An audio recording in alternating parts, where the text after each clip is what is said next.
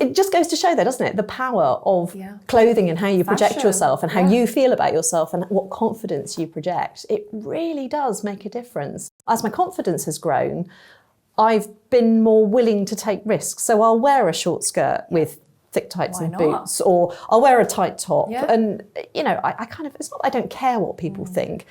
I don't feel as constrained by other people's judgments anymore. I would say it's a bit like a cruise ship. You know, you don't turn a cruise ship round just by a... No. It's a little adjustments here and there that sets you on the right course. Yeah, it's a bit rocky at times as well. Absolutely. Yeah, hopefully you don't sink, but... Welcome back to The Joy of Shopping. I'm your host, Farah Sattaur, and we have a very impressive lady in the studio today, lawyer, now creator. We've got George Cook. Hello. Hello. Thanks for having me. Thanks for being here. How are you? I'm really well, thank you. Yeah, really excited to do this. Me too. Honestly, I've seen your videos, your content. So inspiring, very empowering. And I feel like add to that intro. Well, gosh, thank you. That's really kind.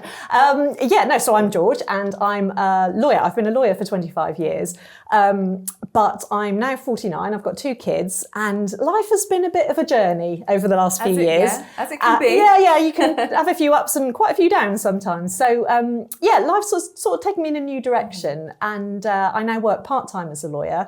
And for various reasons, I started my own social media channels. And I've kind of become known as somebody that talks about the authentic lived experience for midlife women, whether that's perimenopause, menopause, being a carer for kids and parents, that kind of thing. It's an interesting journey. And I found that people really seem to sort of resonate with it because there's a lot of us doing it out there. And trying to do it with a bit of fun is important as well and not sort of getting ground down by it. So. And it's really taken off. It has, much to my surprise. It really has taken off in a nice direction. Good. Oh, I'm so happy for you. I think anyone that tries to get into the creative space, it can be so difficult. So the fact that you've done that within 2 years, 2 years, you said. yes. I mean, that's it's been a quick transition. Yeah.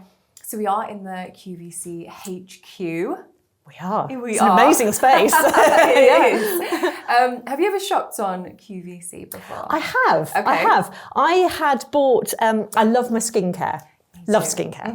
And I hadn't realised until relatively recently the quality brands that are on QVC. So I have bought Elemis products because there's quite often some really good bundles in the Elemis products. Deals that you can get on here. So I do keep a good close eye on what's going on, particularly in the beauty line. Okay. I also became aware of Helen Bergman.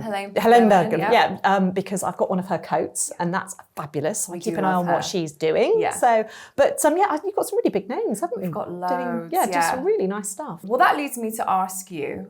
You love the beauty side here at QVC. If you were to be a QVC presenter, that would be the dream. I know, right? Wouldn't it? What products would you like to sell? Oh gosh, if I got the keys to the candy store, what would I choose? Which one would you open? I reckon I'll go a bit off-piste. I reckon rather than choosing just beauty or just fashion, I think I would like to do a kind of get ready with me segment as if I was getting ready to, I don't know, go out or have a dinner party or something at home even. So I think I'd start off with choosing my outfit, talking about my outfit. Yeah. Then I do my beauty, get my skin ready, bit of makeup because I do like the QVC makeup. Yes. I do that, and then perhaps I'd do it as if I was having some friends round at home. So then I could sort of go into the homeware side and lay the table nicely. Get the gadgets out. Yeah. I think I could have quite some fun doing that. Oh, I love that. That's something I would probably say. I'm not choosing one. I'm choosing a few. Yeah. I mean, this is the joy of shopping. We love to shop here. Yep. Any funny stories that you can think of? Any shopping experiences where you just thought, that's going to stay with me forever? Oh gosh, I can't think of anything particularly funny. I mean, my shopping experience has been quite interesting, sort of as I've grown older, because obviously when you're younger you don't have a lot of money, so you tend to sort of dabble in fast fashion, and you want a new outfit for a Saturday night out. As I've got a bit older, I think things have changed a bit insofar as I try to buy fewer pieces, but better quality. Right. I also do a lot of charity shopping or pre-loved shopping as well, which is, I really really got love into sort of like that as well. that juxtaposition of something new and something old. A bit like when you get married, isn't it? Something borrowed, something blue, something that, whatever that phrase is. Yeah. But I can't think of anything particularly funny just off the top of my head. Funny, but maybe quirky or strange. Strange. I think perhaps people think my whole outlook on life and fashion is strange, perhaps for my age, because I'm quite bold. You know, I'm not afraid to take experiment with fashion. You have to. You do. I will wear a short skirt or a sparkly top or whatever it might be. I don't feel constrained by the rules of fashion. You know, it used to be that people in their 50s, women in their 50s particularly, you kind of have to sort of blend into the background and not be seen. Stand out. Make a statement. I think blending in now is not an option. It's very much, you know, kind of the wear what opposite makes now, you feel right? good. Yeah, well, I always say that. I always say, you do your makeup, you do your hair. Putting on an outfit is exactly the same. It's an extension of your personality. You want to feel confident. Yeah, you can say a lot without saying anything through your clothes. And that's definitely something I do. So I'm all for sort of ripping up the rule book that, you know, has historically been for fashion. No, I love that. You don't conform. Absolutely. Now, when I shop, I mean, my boyfriend hates shopping. He's the one that sits on the seat and you just go around and do your own thing. So for me, I kind of think I shop better when I'm alone. Yeah. And I love online shopping too. It's just the best for me. It's just add to cart, good, I'm just going to wait for you. Comfort of my own home. Do you like shopping with your friends? Do you like making it an experience? Or are you kind of like me, just... Yeah, I have in the slightly unusual position in that I live in Jersey, which is a really small island. And we have some lovely shops, but it's not like I can just get in the car and drive to a different shopping centre. I've only got our Jersey High Street. So I'm... No shopping centres in Jersey? There is the town and there is some lovely shops. You know, there's you know, sort of high street brands that you would recognise, but literally it's almost one high street. So once you've done that, you've kind of done it. So for me, I love coming to London or I quite often go to Southampton, and I just being in a giant shopping centre is amazing. Going to Zara or wherever it might be, it's like I am literally that woman that is like, oh, am I allowed to go shopping? And I have to say, actually, I quite like shopping on my own.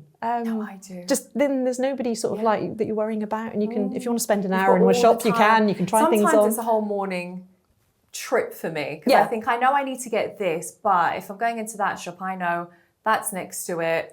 I need to see what's new. If there's makeup products in there, I want to test them out. It's a whole adventure for me. But for me, I mean, obviously living in Jersey, online shopping is a huge thing. You know, that's why QVC is so helpful, because, you know, we just don't have the broad range of shops that you would have if you lived here in London. So online shopping is a big thing.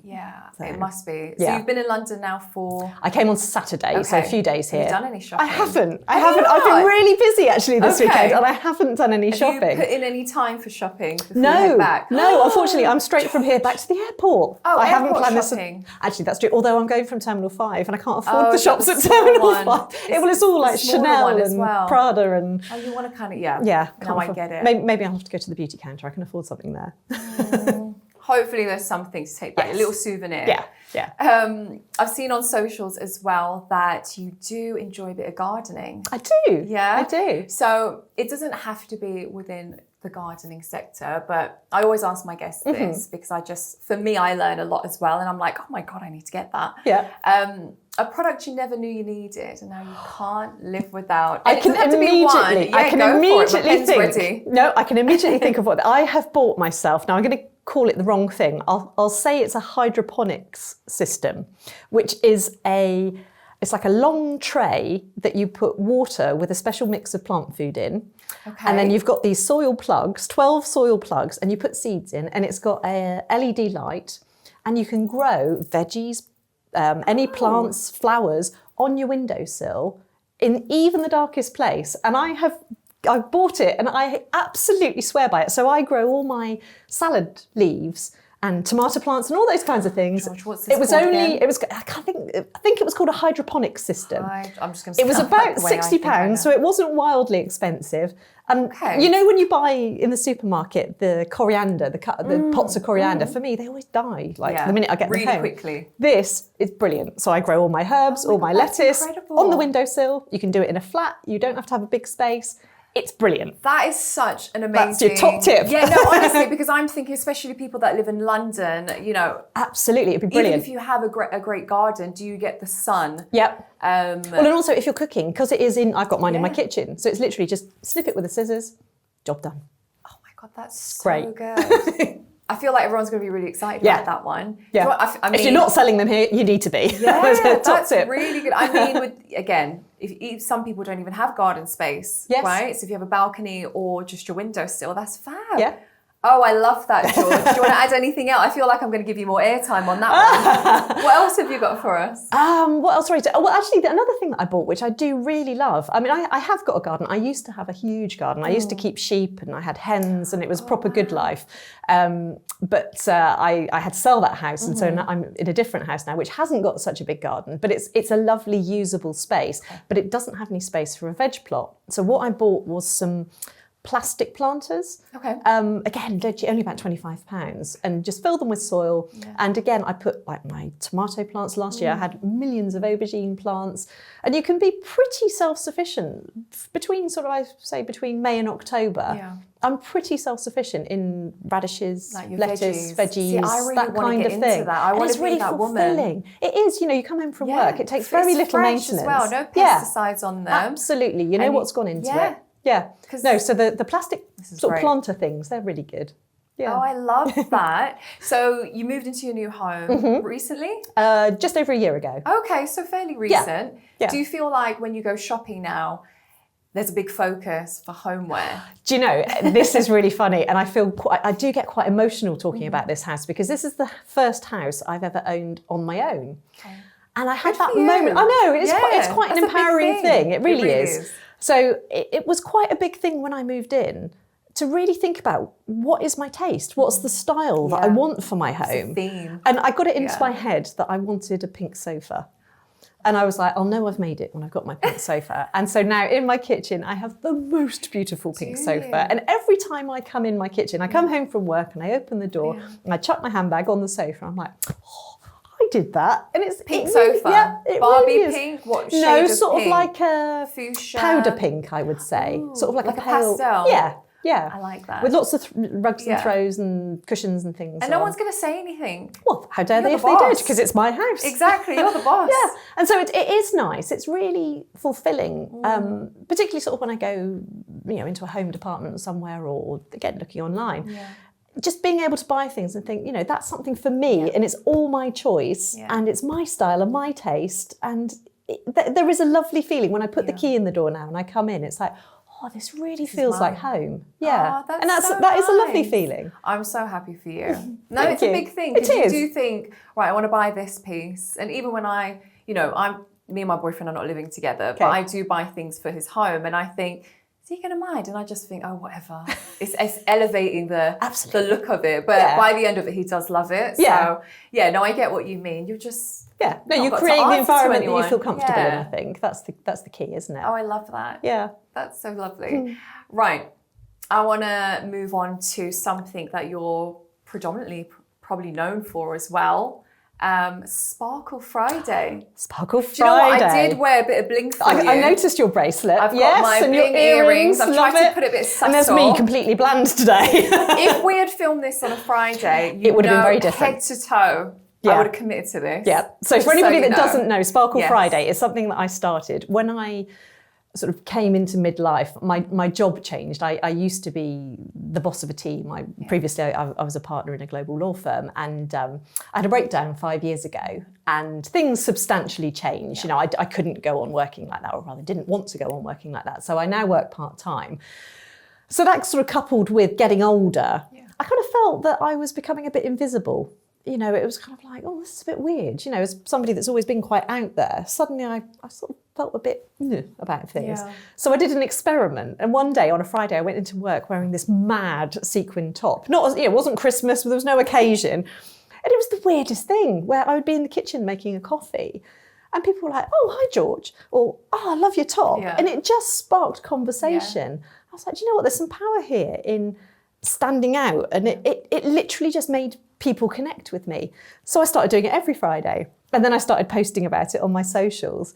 And it's gone wild. It's gone around the world. It's been reported now in the Wall Street Journal, Stop. in the Telegraph, in the Times, incredible. literally from Australia to all of Europe, America, mostly women. On a Friday, they send me all these pictures of them wearing their sparkles. There's a lady in Australia that has her whole junior school class. They wear sparkles on a Friday. Oh, George, you're a trendsetter. It's amazing. You've set a trend. But it just goes to show though, doesn't it? The power of clothing and how you project Fashion. yourself and how you feel about yourself and what confidence you project. It really does make a difference. And it makes other people feel good too. Well, that's what you want when you wear your clothing. Yeah. Like I said, you want to feel confident what Absolutely. you're wearing. I know I've put things in the morning and I'm just like, oh, I don't have time to change. It's pinching here. I'm going to be lifting this up or adjusting it throughout the whole day. So I get it. A lot of people that are listening or watching, and Sparkle Friday is new to them. Yeah. How would you, and they're probably thinking, do you know what, I really want to do that. Like, I want to sparkle on a Friday, even if it is just a bit of bling or something little to incorporate in their outfit. Yeah. But they don't feel like they can make the jump yet. They're still lacking that confidence. What tips would you give them? Do you know, I always say that you can do entry-level Sparkle Friday. You haven't got to be like me. levels. Yeah, you haven't got to do the full enchilada. You can do entry-level. Talk to me about the levels. Even if it is just a sparkly nail polish or a hair clip or a little bit of eyeshadow that is sparkly, you know it's there. And sometimes, it's a bit like wearing nice underwear, isn't it? Yes. Sometimes if you know you've got something nice on, that automatically makes you feel good. So even the tiniest thing, it's a conscious act that you're doing for yourself and sort of setting the tone for the day. So yeah, you haven't got to go mad like me, but a lot of ladies wear a sparkly earring. That's the aim, though.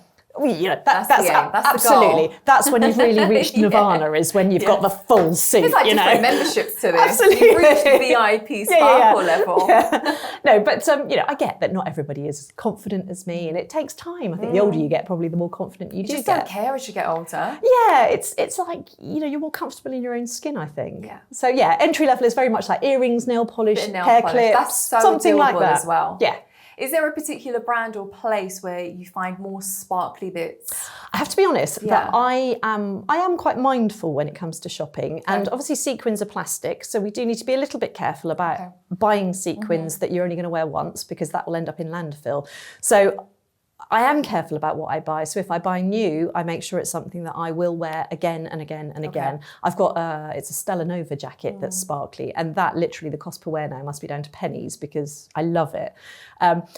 There's a big market of sequin products in charity shops or pre-loved sites because people do tend to buy them just for Christmas and then don't want them anymore. But saying that, there's a whole sparkle season when we get to... We all go mad for it, don't we? Christmas And then that's New it. Year's time. So the fact that you've made it, I guess, okay. It's okay to wear them at other times, on a Friday. So from a sustainability point of view, I am really conscious that I don't necessarily want people going out and buying one-off pieces that they're only going to wear once. You know, buy something and wear it. Should be every Friday. It should be every Friday. So you can justify that sequin purchase if you're wearing it every Friday.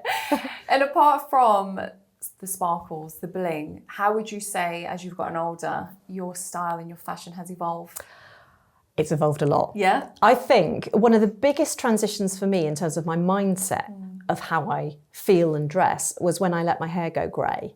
When I dyed, so I started going grey in my 20s, so I dyed my hair for 20 years probably.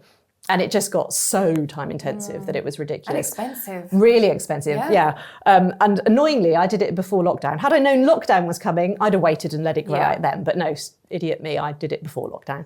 So it was a bit of a journey, but getting to that point of having grey hair and owning the fact that I've got grey hair, that was quite liberating. And it felt quite authentic. And so letting my hair go grey made me realise that it can make you look really drab. And so I realised I had to wear like a bright lip or something a bit more colourful in my outfit. And so it was kind of like a gradual realisation that that was a journey that I needed to be on. So I then went and got my colours done.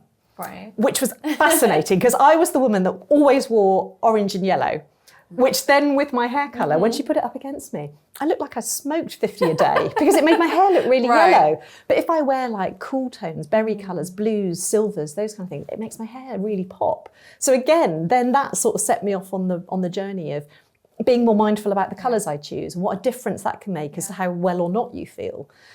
So it really has, over the last 5 years probably, been a real journey. And as my confidence has grown, I've been more willing to take risks. So I'll wear a short skirt with thick tights Why and not? boots, or I'll wear a tight top. Yeah. And, you know, I kind of, it's not that I don't care what people think.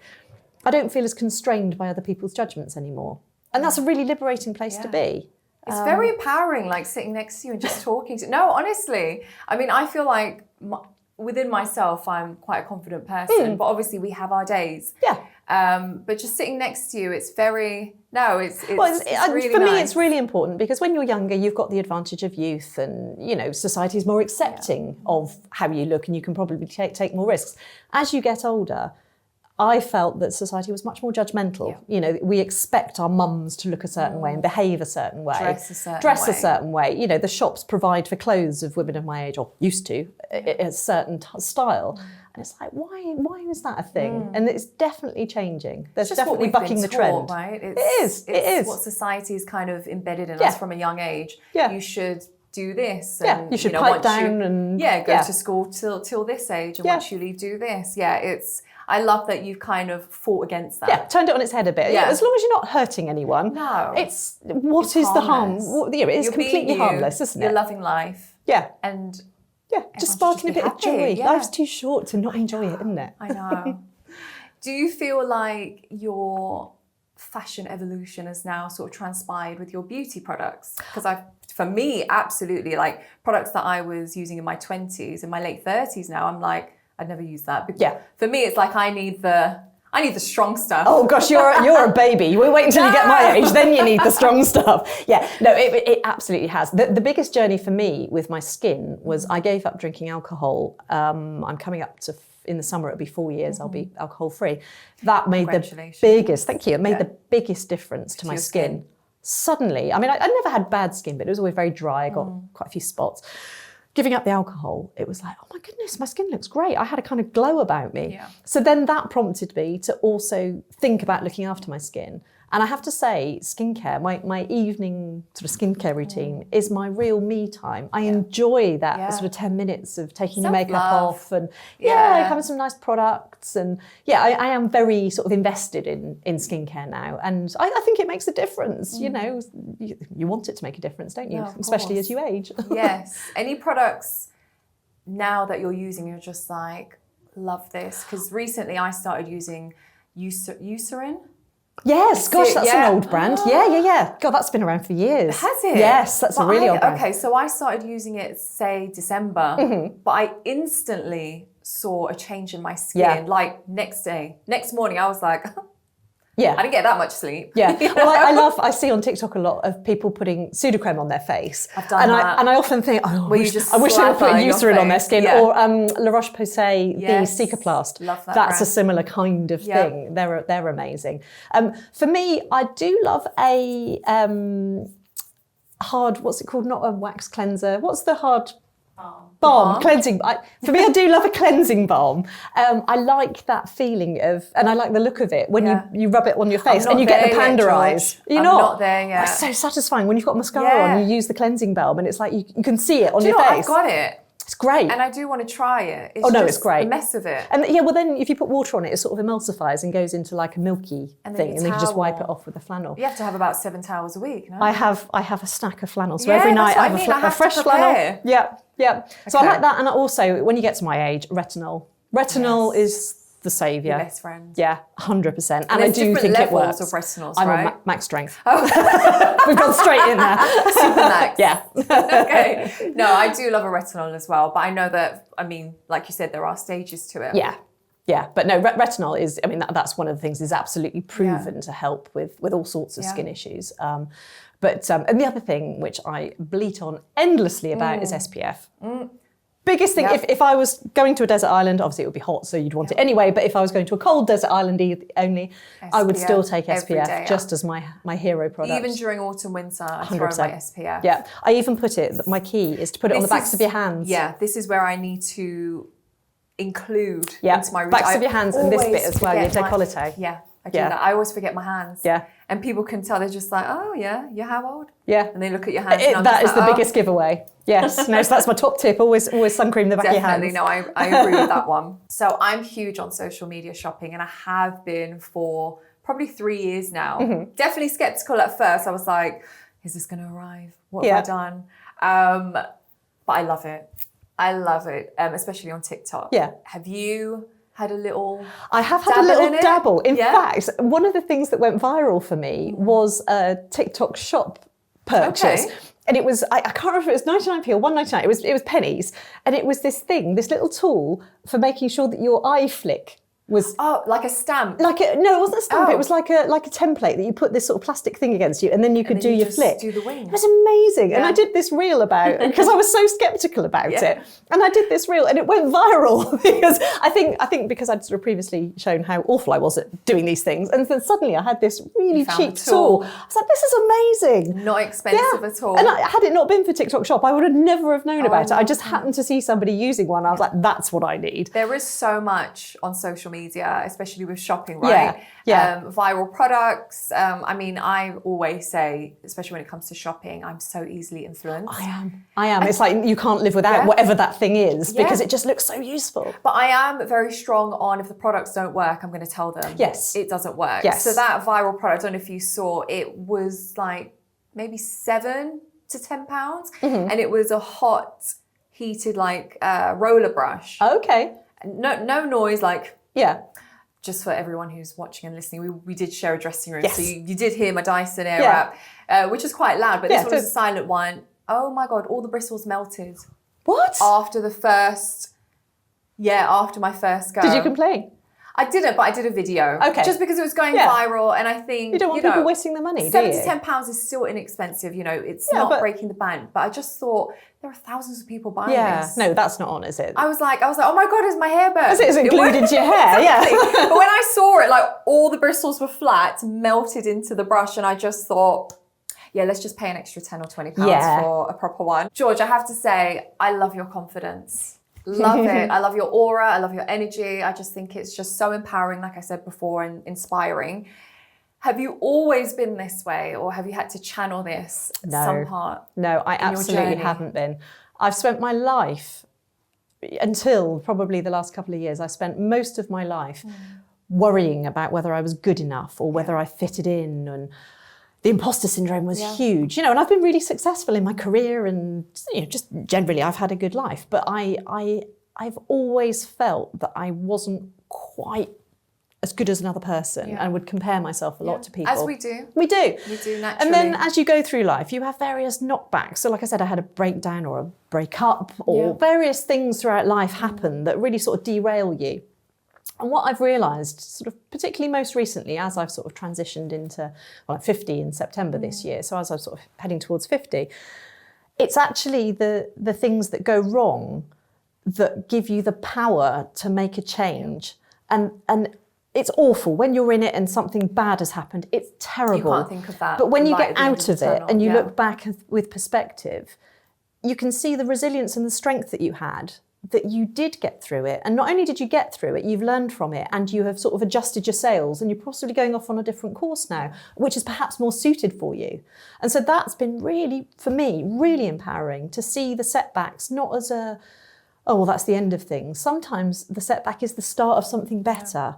And so that's been really, really, a really good learning curve for me, coupled with the confidence that age gives. I think once you've got through the period of, worrying about how you look or whether you're going to have kids or that sort of pressure that as younger women we have, once you're through that, it's really liberating to think, do you know what? I don't have to answer to anybody else anymore. If somebody doesn't like me, that's okay. I don't like everybody I meet, so it's okay if somebody doesn't like me. We don't have to get on with everybody. And it's about finding your tribe and finding the people that you do resonate with and you do connect with. And that's what I found with the social media. My followers, I'm so lucky. I rarely get trolls because everybody that is there for the right reason. They're in the same community. They feel the same. They've got the same experiences.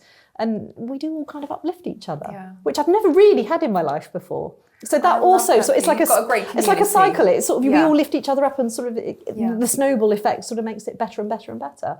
Well, it's like what they say, and I did say this to you earlier, didn't I? It's when you feel like everything's falling apart, it's actually coming together. Yeah, I'm a big believer in that. But at the time, you don't realise that. You're like, and it's whatever, don't preach to me, shut up. age gives you the perspective to look back on these things and see that actually maybe those things happened for a reason, and that actually now is better than what your dreams were then are not going to be the same as what they are now. Absolutely. You do.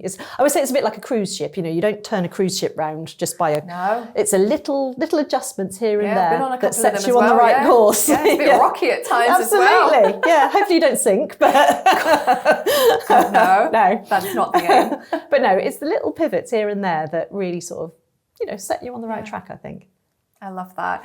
I'm so excited to hear what's next for you. I feel like there's so much happening. There's so much more to come for you. Yeah. No, life is very different. Particularly over the last year, things sort of feel like they're going in a new direction, and it's really exciting. So I hope that I get to do more of these sorts of things, because I do really enjoy it, and people seem to receive them quite well, because there's not that many talking about the truth of what it's like being a midlife woman, warts and all, because it isn't all a bed of roses. It's so relatable. Yeah. I mean, I think because I'm relatively comfortable talking about the bad times as well as the good.